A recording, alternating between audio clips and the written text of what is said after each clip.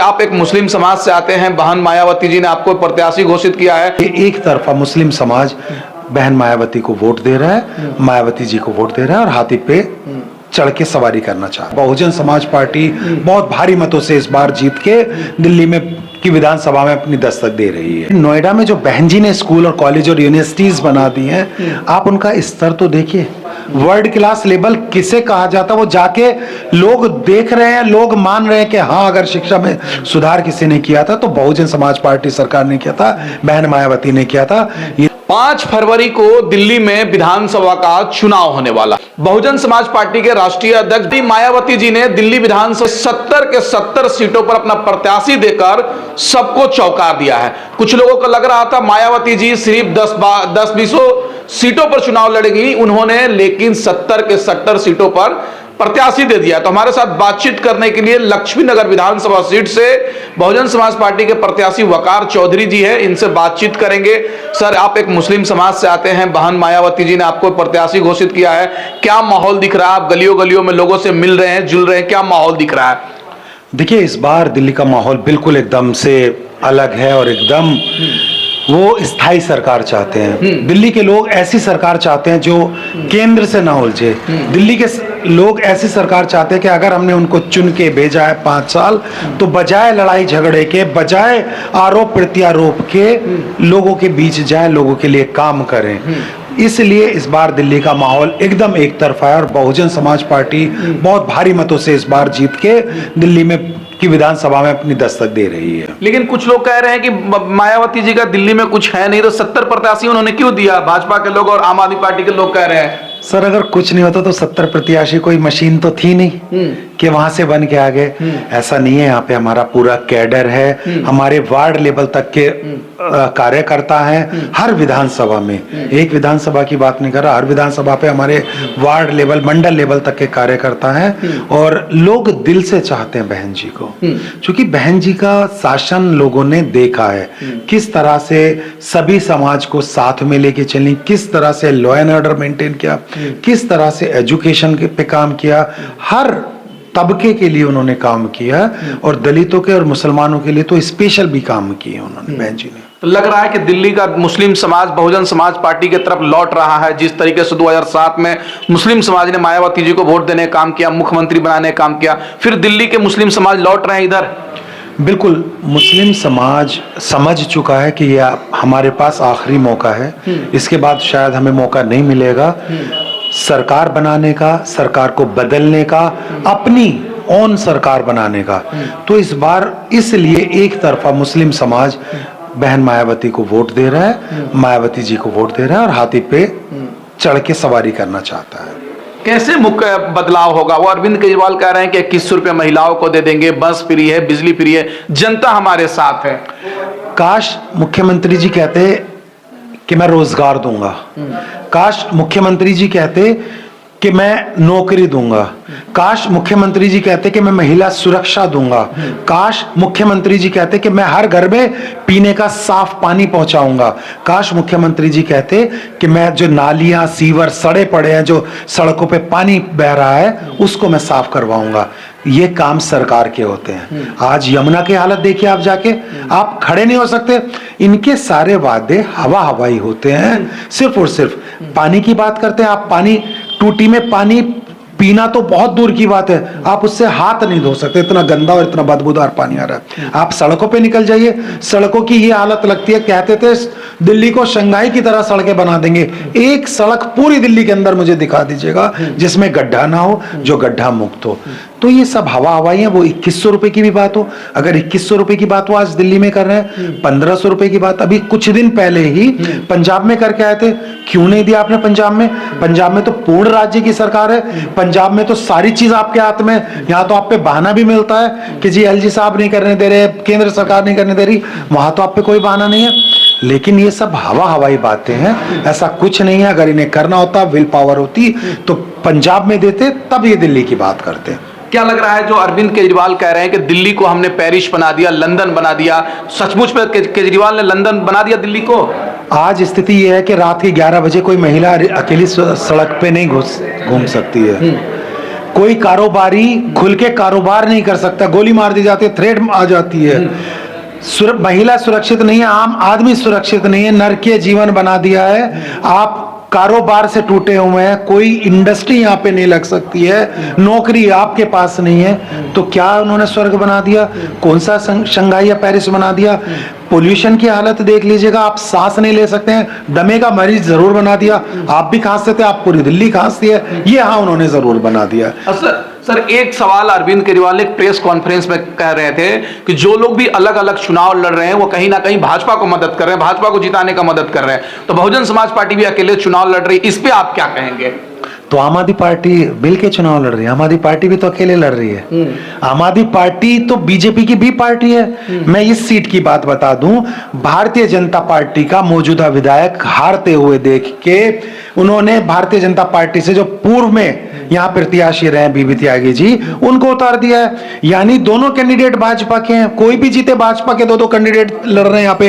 एक सिंबल अलग अलग है, एक आम आदमी पार्टी से लड़ रहा है, एक भारतीय जनता पार्टी से लड़ रहा है। तो कौन किसको फायदा पहुंचा रहा है जनता देख रही है। अकेले लड़ने का मतलब ये नहीं कि हम लड़ेंगे, तो आप अकेले क्यों लड़ रहे हैं? आप तो इंडी गठबंधन में थे, आप आज क्यों बात कर रहे हैं कि आप कांग्रेस को बाहर निकाल दो? ये सब हवाई फर्जी बातें हैं। अच्छा, लग रहा है दिल्ली के अंदर बदलाव का माहौल दिख रहा है, इस बार बदलाव जनता करने जा रही है, नई सरकार बनाने जा रही है। बिल्कुल बदलाव 100% होगा, क्योंकि जनता त्रस्त है। उन्होंने कांग्रेस की भी सरकार देख ली, उन्होंने भारतीय जनता पार्टी की भी सरकार देख ली है, उन्होंने आम आदमी पार्टी की भी सरकार देख ली है। तीनों सरकार रिलायबल नहीं है, तीनों सरकार ऐसी सरकार नहीं जो स्थायी सरकारें हों, तीनों सरकारें ऐसी नहीं है जो काम कर सकें। 10 साल दिए थे आम आदमी पार्टी को लोगों ने, दिल्ली के लोगों ने चुन के भेजा था, 9.5 साल इन लोगों ने लड़ाई झगड़े में बिता दिए। तो ऐसी सरकार अब दिल्ली वालों को नहीं चाहिए, दिल्ली वालों को स्थायी सरकार चाहिए। सर एक चीज और जानना चाहेंगे, पिछली बार जो दलित समाज है और मुस्लिम समाज है वो मिलकर 100% के करीब आम आदमी पार्टी को वोट दिया था, तो क्या लग रहा है इस बार वो दोनों समाज जो है बहुजन समाज कहा जाता है, अब वो अरविंद केजरीवाल से मोह भंग होकर मायावती की तरफ आ रहा है? बिल्कुल मोह भंग हो चुका है, हर मुद्दे पे इन्होंने झूठ बोला है। मैं अगर मुस्लिम समाज की बात करूं, ये इन्होंने मुस्लिम समाज को नीचे दिखाने की कोई कसर नहीं छोड़ी। इन्होंने मरकज पे ताले लगा दिए, मौलाना साद पे इन्होंने FIR करा दी, जहां जहां इनसे हो सकता था। दलित समाज के लिए कहते थे कि हम मशीनें लाएंगे, हमारा कोई दलित समाज का बच्चा नालियों में नहीं उतरेगा। अभी 2 महीने पहले 3 बच्चों की, जवान बच्चों की मौत हुई है, सैकड़ों बच्चे मर चुके हैं। बात करते थे कि मैं तमाम सफाई कर्मचारियों को परमानेंट कर दूंगा। दस्त तो दिखा दो आप, ये तो आपके हाथ में था। बस इनके पास तो एक बहाना हो जाता, अगर कोई काम नहीं हो रहा कि हमें केंद्र सरकार नहीं करने देती, हमें LG नहीं करने देता, हमें ये नहीं करने देता, सिर्फ ये बहाने तलाश करते हैं। हाँ, इन्होंने एक काम बहुत अच्छा किया था, घर घर के नीचे शराब के ठेके खुलवा देते ताकि हमारी नौजवान पीढ़ी नशे में लिप्त हो जाए और सवाल ही ना करे शिक्षा पे, रोजगार पे, किसी भी कारोबार पे सवाल ही ना करे, शराब पियो मस्त रहो। ये जरूर किया था इन्होंने। आखिर दिल्ली की जनता मायावती जी पे भरोसा क्यों करेगी? क्या 2007 का 4 बार के मुख्यमंत्री का कार्यकाल को देखकर भरोसा करेगी? बिल्कुल, देखिए दिल्ली की जनता ने पड़ोस का ही राज्य उत्तर प्रदेश है, वहां पे शासन देखा है। शिक्षा की बात करती है आम आदमी पार्टी, नोएडा में जो बहन जी ने स्कूल और कॉलेज और यूनिवर्सिटीज बना दी हैं, आप उनका स्तर तो देखिए, वर्ल्ड क्लास लेवल किसे कहा जाता, वो जाके लोग देख रहे हैं, लोग मान रहे हैं कि हाँ, अगर शिक्षा में सुधार किसी ने किया था तो बहुजन समाज पार्टी सरकार ने किया था, बहन मायावती ने किया था। ये जो आज मनीष सिसोदिया जी और अरविंद केजरीवाल जी ढपली पीटते फिर रहे हैं कि हमने किया, इनसे बहुत पहले 2007 में नोएडा में वर्ल्ड क्लास लेवल के सरकारी स्कूल खोल दिए थे बहुजन समाज पार्टी की सरकार ने। तो ये हमारे पार्टी का मुकाबला नहीं कर सकते, इसलिए जनता समझ चुकी है कि इस बार बहुजन समाज पार्टी की सरकार लानी है। दिल्ली के मुसलमानों के पहली पसंद पार्टी कौन बनी है अभी इस 2025 विधानसभा के चुनाव में? इस बार पहली पसंद बहुजन समाज पार्टी बनी है। तो मुसलमान बहुजन समाज पार्टी की तरफ लौट चला है 2007 की तरफ। बिल्कुल, उन्हें दिख रहा है, क्योंकि देखिए आम आदमी पार्टी ने उन्हें ठगा है, भारतीय जनता पार्टी को वोट देना नहीं चाहते। कांग्रेस में कुछ दम दिख नहीं रहा है, सिर्फ इकलौती पार्टी ऐसी बची है बहुजन समाज पार्टी जहां पे वो सुरक्षित हैं, जहां पे सेफ हैं, जो उनकी अपनी पार्टी है, जो मुस्लिम समाज के बारे में सोचती है, मुस्लिम समाज को बराबर की भागीदारी देती है। चूंकि बहुजन समाज पार्टी का एक नारा है, जिसकी जितनी हिस्सेदारी उसकी उतनी भागीदारी, तो दी है।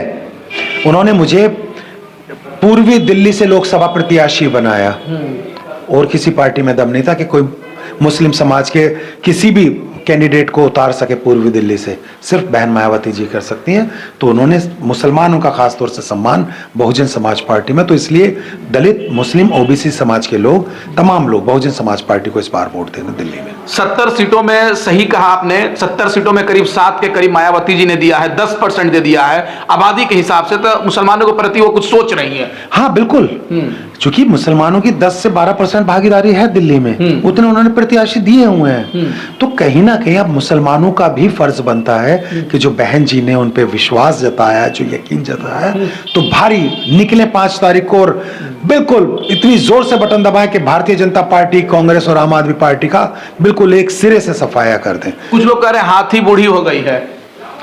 हाथी कभी बूढ़ा नहीं होता, ये इस बार के इलेक्शन में पता चल जाएगा। अच्छा। हमारे पास युवा चेहरे हैं, आकाश आनंद जी हैं, जो युवाओं के प्रेरणा स्रोत है। आप देखिए उनकी रैलियों में कितनी भीड़ आती है। इनके पास उस लेवल का एक भी नेता नहीं है। चलिए एक आखिरी सवाल बता दीजिए, दिल्ली के मुसलमानों को, लक्ष्मी नगर की जनता को क्या संदेश देना चाहेंगे?